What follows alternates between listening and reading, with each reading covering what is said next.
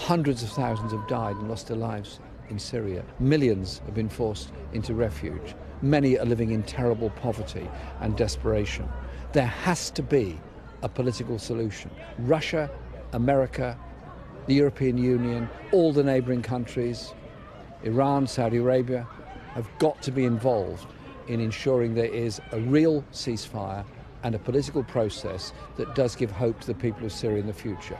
More bombing, more killing, more war will not save life, will just take more lives and spawn the war elsewhere.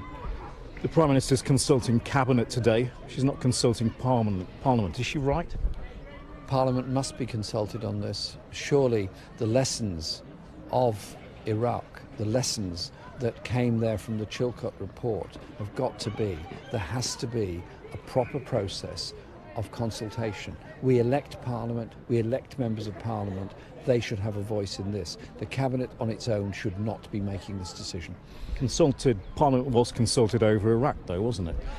Parliament was eventually consulted over Iraq. That was only after a great deal of pressure, but I do urge people to look again at what Chilcot said about the evidence that was presented and the arguments that were presented. I want to see the whole picture on this because I want to see peace in Syria. I want to see an end to the war in Syria.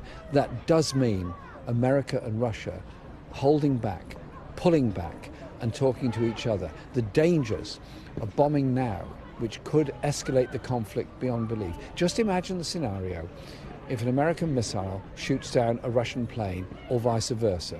Where do we go from there?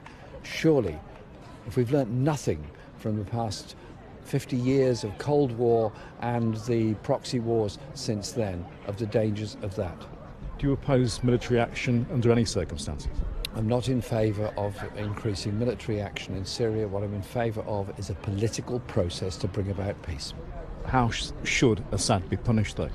Assad should be dealt with by international law, by sanctions if necessary, by the United Nations, but also by pressure from those countries that have supported him and those countries that have supported the opposition to halt the conflict, to bring about a solution that does recognise the rights of the diversity of people in Syria. The Kurdish people and others have got to have their say in how this process works out.